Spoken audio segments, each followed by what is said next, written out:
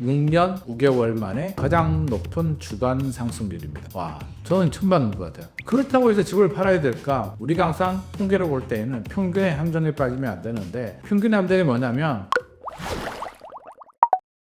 오늘 또 최선을 다해서 제 인사이트 전해드리도록 하겠습니다. 부동산 시장 분위기 완전 지역별로 다르고요. 627 초강력 대책이 나왔기 때문에 정책 전후가 또 달라지는데, 와, 이게 세월이 지나서 되돌아보면 진짜 2025년 7월에 우리가 살았구나라는 생각이 들 수도 있을 것 같습니다. 전국적으로 보게 되면 통계만 보면 크게 변화가 없습니다. 근데 우리가 학교 다닐 때도 반평균하고 이제 내 점수가 다르다시피 전국 통계는 사실상 의미가 없고요. 지금 양극화 시대가 진입이 됐기 때문에 서울과 수도권, 또 서울 내에서 양극화, 그리고 신축과 구축의 양극화, 다양한 양극화들이 발생을 하고 있습니다. 그래서 일단 서울 수도권 얘기 먼저 좀 해야 될 거예요. 서울에서도 한강벨트가 문제였습니다. 사실 올라도 너무 올랐잖아요. 특히 올해 비정상적으로 토지거래 허가 구역을 풀면서 고삐가 풀리더니 미친듯이 올라가가지고 6월 4주차 한국부동산원 통계를 보게 되면 서울 평균입니다. 0.43%가 나왔습니다. 2018년 9월 문재인 정부 시절에 0.45% 나온 이후로 6년 9개월 만에 가장 높은 주간 상승률입니다. 일주일 동안 많이 올랐다는 얘기인데 0.43%를 이제 연간으로 환산하게 되면 한 22%는 겁니다. 10억 아파트가 12억 2천 올라가는 속도로 한 달간 올랐다는 거고요. 평균입니다. 우리가 항상 통계를 볼 때에는 평균의 함정에 빠지면 안 되는데, 평균의 함정이 뭐냐면 학교 다닐 때 반평균이 75점이라고 해서 엄마 나 75점 맞았어. 엄마가 좋아하지 않습니다. 그러니까 반평균은 평균이고 서울 평균이 0.43이면 우리가 익히 말하는 한강벨트, 경남, 장부, 용산구, 성동구, 마포구, 동작구, 강동구 또는 광진구, 여의도, 목동 포함해가지고요. 이들 지역들은 완전히 날아다녔다는 얘기죠. 정부가 627 대책을 발표할 수밖에 없는 이유는, 와, 저는 처음 받는 것 같아요. 성동구가 0.99%가 나왔습니다. 주간 변동률이 0.99%는 52% 정도. 그러니까 10억 아파트가 1년 만에 15억이 됩니다. 어마어마하죠. 그 속도로 달렸기 때문에 정부가 개입할 수밖에 없습니다. 그래서 627 대책이 발표가 되고 초강력 대출 규제가 나오다 보니까 일단 시장에서는 이게 뭐지? 어떻게 해야 되지? 지금 꿀레서는 상황이기 때문에 7월, 8월 정도는 제가 볼 때는 관망세 지켜보자는 거죠. 매도자, 집주인과 집을 사려는 매수자들 입장에서 생각해보면 일각에서는 집값이 떨어질 거다. 드디어 이제 버블이 제거된다. 초강력 대책이기 때문에 집값이 떨어질 수밖에 없다 라고 얘기하시는 분들도 있고요. 아니다. 전 재산이 집인데 그렇게 쉽게 팔겠느냐라는 반대 의견도 있습니다.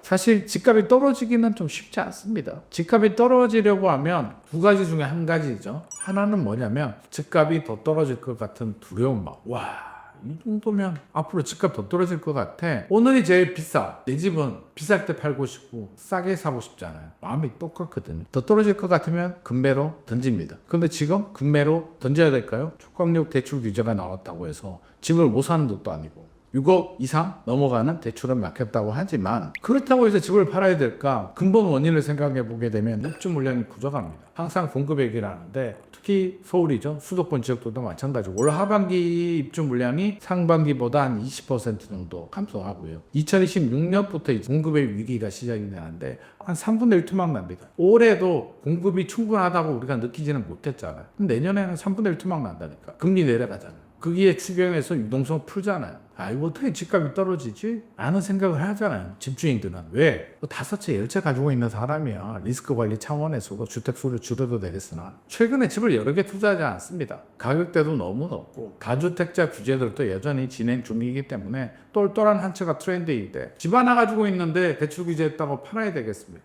대한민국에서 집 한 채는 뭐죠? 내 인생, 우리 가족이 잘 사는 보금자리, 내 노후 준비, 우리 아들 결혼 자금, 우리 아들 노후까지도. 왜? 상속 증여가 될 수도 있기 때문에.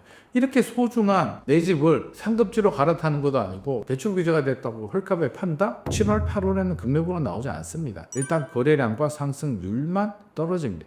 그러면서 이제 치열하게 눈치 작전 하겠죠. 물론 작년에 2024년은 7월, 8월 거래량이 굉장히 많았습니다. 스트레스 DSR이 원래 7월이었다가 2달 연기해서 9월에 시행되면서 미리 타자라고 해서 7, 8월이 굉장히 뜨거웠습니다. 대출규제 효과는 결론부터 말씀드리면 길어야 6개월, 짧으면 3개월입니다. 6개월이면 올해 말, 3개월이면 추석이 걸리게. 그래서 저는 제일 중요한 포인트가 추석이다.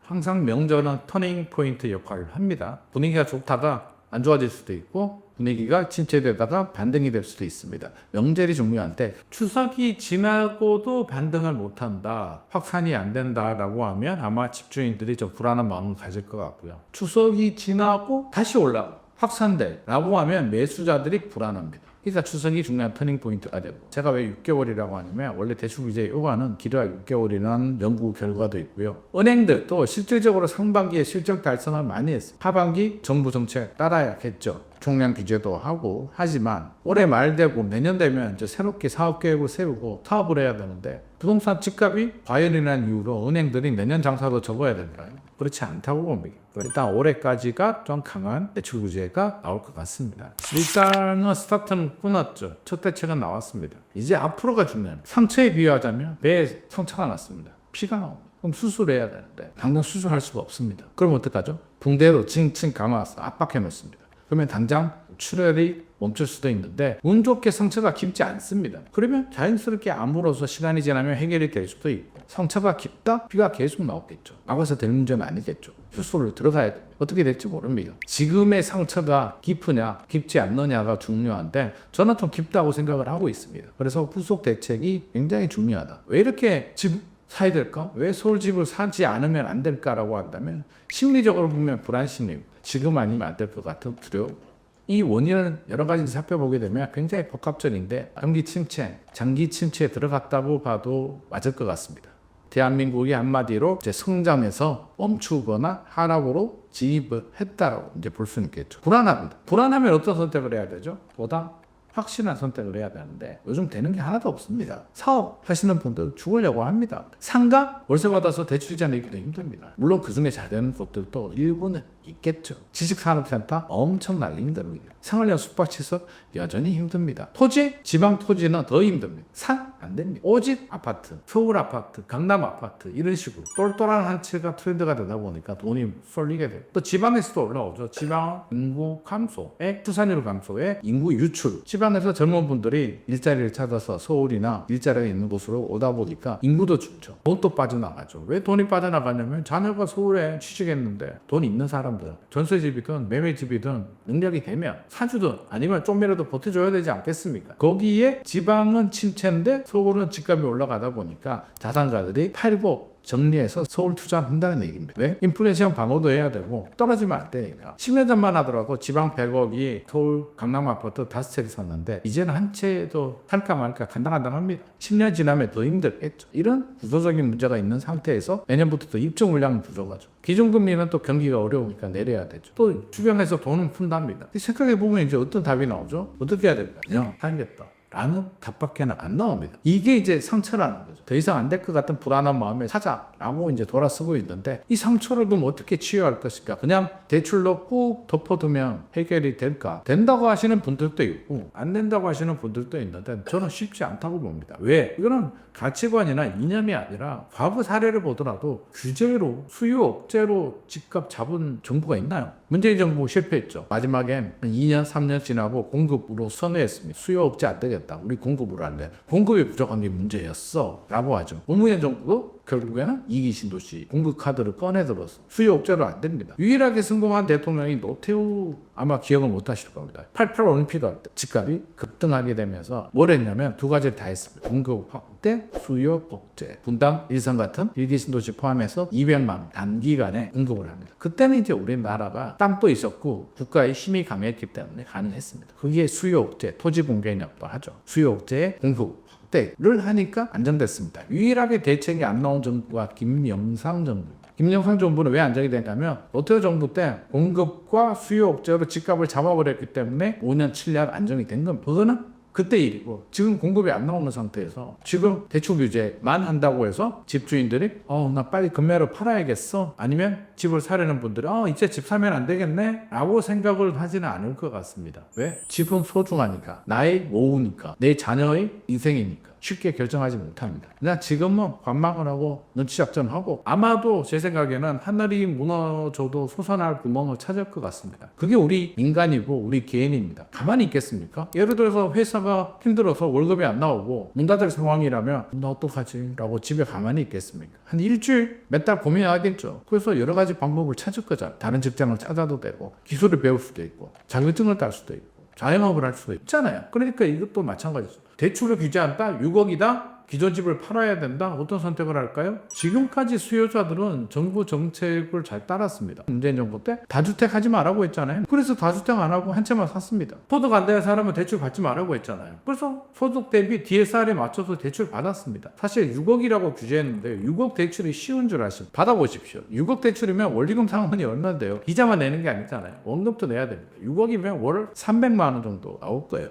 월 300만 원 정도 상환할 수 있는 사람, 그리고 DSR에 걸려서 6억 대출 받으려면 연봉 1억 넘어야 됩니다. 입증되는 소득이. 근데 가만 또 돈 있는 사람이 들렸고 다주택 하지 마라 그래서 1주택, 돈 있는 사람이 대출 받아라고 그래서 받아서 샀는데 또 집값 올라가니까 또 니들이 잘못했다고. 그럼 어떤 선택을 해야 되죠? 여러 가지 방법이 있습니다. 첫 번째 방법은 돈이 있는 사람들입니다. 현금이 있는 사람은 그냥 사면 됩니다. 대출 안 받으면 됩니다. 6억까지만 받으면 됩니다. 나머지 내 돈 보태면 되죠. 돈 있는 사람들은. 두 번째, 돈이 부족하다. 그러면 6억까지 대출 맞춰서 하겠죠. 나는 꼭 성동구로 들어가야겠어. 그러면 성동구에 신축 사려다가 준신축에서 구축, 전용 84, 34평 사려다가 전용 5구 25평 뭐 이렇게 갈 수도 있고요. 아니면 브랜드나 단지를 옆단지로 좀 더 저렴한 거로 옮기는 사람들도 있겠죠. 전세 끼고 살 수도 있겠죠. 전세가 5억이다. 내 돈 5억 있으면 10억짜리 아파트 사는 거는 아무런 문제가 없으니까 이번 대책 내용에서 이제 그거는 막혔습니다. 집이 공실인데 내가 집을 삽니다. 그리고 새로운 세입자를 맞춰서 잔금일에 세입자가 들어오면서 전세금 받아서 처리하는 건 안 됩니다. 기존의 세입자가 살고 있는 전세를 끼고 사는 건 가능합니다. 이도저도 답이 안 나온다? 그건 뭐 할까요? 안 하면 되죠. 집 안 살 수도 있잖아요. 집 안 사서 죽은 귀신이 있습니까? 최악의 경우는 안 사버립니다. 그러면 어떻게 되죠? 전세 가격이 또 올라갑니다. 왜? 전세 수요가 늘어나고 입주 물량이 줄어들면서 전세 공급도 줄어들고 실거주 의무를 부과했기 때문에 전세 매물도 더 줄어듭니다. 전세 가격 올라갑니다. 예전부터 한번 보세요. 전세 해일 벌어집니다. 전세 가격 올라가게 되면 정부도 굉장히 난처하고요. 매매 가격도 자극을 합니다. 이리저리 생각해보면 정말 어렵습니다. 그렇다면 후속 대책으로 공급 대책이 나와서 기다리면 되겠네. 별거 아니네. 잘 될 수 있어. 라는 희망만 있으면 됩니다. 애가 공부를 안 하는데 머리는 좋아. 근데 이제부터 정신 차렸대. 보니까 정신 차린 것 같아. 열심히 해. 그러면 부모는 뭐라 하지 않습니다. 왜? 미래가 나아질 수 있으니까. 지금까지 공부 안 해도요. 노력하면 됩니다. 대다수의 부모들은 그렇거든요. 심리가 똑같죠. 지금까지 공급이 안 나오고 여러 가지 부족했는데 가만히 보니까 와, 이재명 정부는 역시 달라. 문재인 정부하고는 다르네. 그런 마음만 들면 시장에서는 기다립니다. 왜? 뭔가 할 것 같거든. 뭔가 해결할 것 같거든. 그러면 믿고 기다려줍니다. 근데 문재인 정부하고 똑같아. 문재인 시즌2야 라는 얘기가 나오면 걷잡을 수 없이 상처가 더 든다고 생선 효과가 생길 겁니다. 지역적으로 서울, 수도권, 경기, 인천, 심지어 지방까지도 풍선 효과가 생길 수 있습니다. 잘못 건드리면.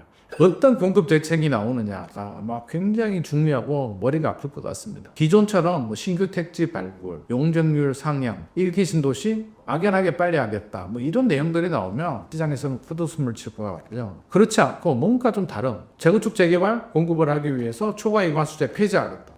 민주당은 초과이관수제 폐지 못할 줄 알았는데 하네. 부자 감세 논란에도 불구하고 공급을 늘리기 위해서 재건축 재개발 속도를 올리기 위해서 그냥 과감하게 없애버리는구나. 예를 들어서 이런 대책들이 나온다. 지금까지 문재인 정부도 태릉에 개발하겠다. 그린벨트 풀겠다. 윤석열 정부도 그런 거 많이 했잖아요. 그런 거를 정리를 쭉 해가지고 이거는 토지 보상 단계이고 이렇게 진행하고 있고 지금까지 진행 상황이 잘 진행되고 있다는 걸 제대로 면밀하게 알려주고 제시해주면 하고 있구나. 발표만 하고 놀고 있는 줄 알았는데 얘들 열심히 하고 있었구나. 라는 마음만 들면요 괜찮아요. 그래서 이런 정책이 나와야 되는데 역시 안 되는구나.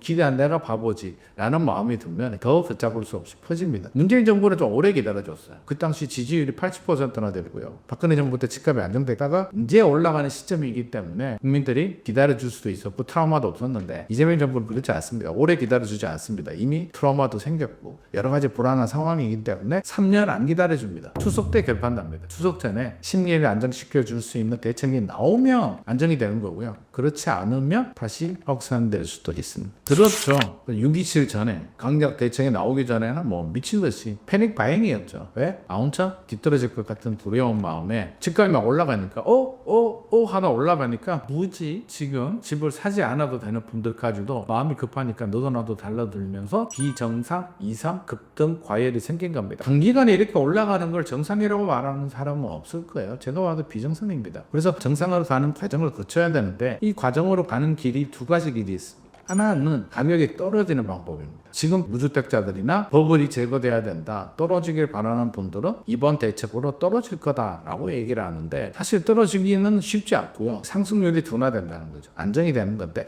정부도 떨어지는 것이 원하지 않습니다. 예를 들어서 20억 아파트가 25억 올랐다가 20억으로 떨어지게 되면 마음은 시원할 수는 있잖아요. 하지만 현실적으로 생각한다면 대출해준 은행은 부실채권, 금융위기가 생길 수도 있고요. 25억에서 15억 간다고 생각하면 그리고 집값이 떨어지게 되면 세수도 감소하죠. 경기 침체되죠. 안 그래도 대한민국 지금 경제 위기 얘기 나오고 있는데 내수 경기 최악인데 여기에 집값까지 떨어지게 되면 소비 완전 끝납니다. 대출 이자는 내야 되잖아요. 은행들이 대출 이자 안 깎아주잖아요. 대출 이자는 내는데 집값은 떨어져. 내 원금, 투자금은 날아갑니다. 내 자본금이 없어졌다는 얘기입니다. 이런 상황에서 해외여행 가겠습니까? 이런 상황에 차 바꾸겠습니까? 못합니다. 경제 최악이 됩니다. 그러니까 정부가 바라는 안정은 그냥 상승률 둔화 0.99%가 아니라 0.01, 0.03 아주 좋습니다. 정부는 이런 걸 원합니다. 급등도 문제, 급락도 문제라는 겁니다. 이게 쉽나요? 어렵습니다. 이게 중간이 굉장히 어렵거든요. 저는 학교 다닐 때 반에 한 60명 있었거든요.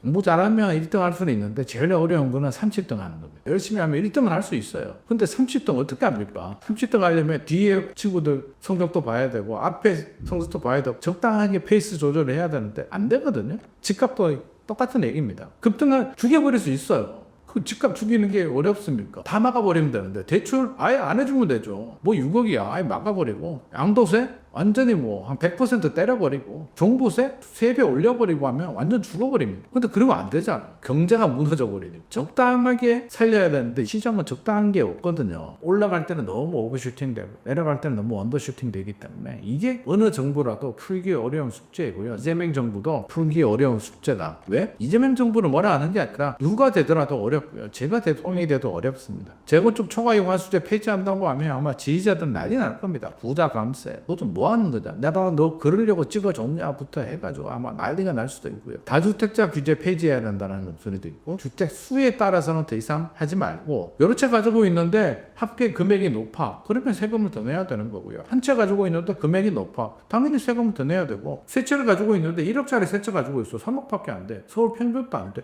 이런 분들은 세금을 적게 내는 게 맞겠죠. 지방에 1억짜리 세 채 가진 사람은 부자 아닙니다. 서울에 한 채를 가진 전세 세입자가 더 부자일 수도 있습니다. 그러니까 이런 정책들이 필요한데 현실에서는 쉽지 않아요. 정치인들은 지지 기반 생각해야 2026년 내년 지방선거도 있는데 이거 섣불리 건드릴 수 없는 문제이기 때문에 정말 어려운 숙제이고 저는 이재명 정부도 웬만하지 않을 거다. 대출 규제 한 번으로 해결이 된다? 그게 진짜 그렇다라고 생각하신다면 문재인 정부는 바보였나? 그렇지 않습니까? 문재인 정부는 왜 못 잡았을까? 라고 생각하면 문재인 정부 열심히 했습니다. 그리고 국토교통부나 기획재정부나 관료들은 똑같은 사람들입니다. 그러니까 장관이 바뀔 뿐이지. 대한민국 축구가 선수는 똑같은데 감독만 바뀐다고 잘하겠습니까? 오는 감독들마다 다 자기가 히딩크라고 생각하는데 히딩크 감독이 지금 대한민국에 와도 대한민국 축구가 잘하지 않습니다. 그때는 그냥 잘 맞아 떨어진 거고요. 운도 좋았는데 지금 상황하고 안 맞습니다. 그래서 대통령이나 장관이나 국회의원들이 법안 몇 개 만들고 정책 몇 개 만들어서 쉽게 해결될 문제 같으면 부동산이 문제가 되지도 않았습니다. 그렇게 쉽게 생각한다면 큰 오산입니다. 지금이라도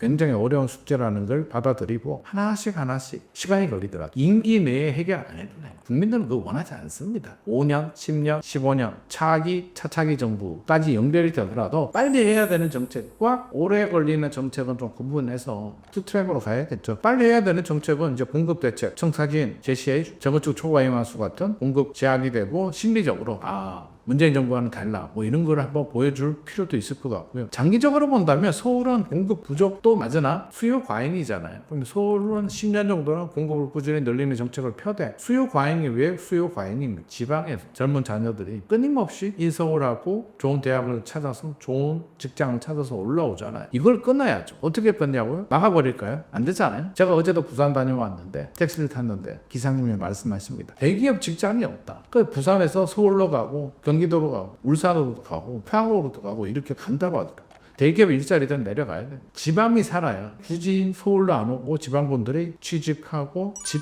구하고 잘 살면 서울도 수요 줍니다. 수요 줄면은요 자연스럽게 공급 부족 문제도 해결이 됩니다. 서울 집값 안 올라갑니다. 떨어질 수도 있습니다. 우리가 원하는 세상이 올 수도 있습니다. 서울 집값 올라가는 게 좋은 일인가요? 집주인들은 올라가면 마냥 좋아 보이고 기분이 좋을 수는 있는데 집 하나 있는데 집값 올라가요? 팔 수 있나요? 팔면 뭐 할 건데? 서울 아파트 팔고 지방으로 갈 거예요. 어렵죠? 그런데 세금을 내야 돼요. 재산세, 종부세 매년 올라갑니다. 팔 때 양도세 절반 내야 됩니다.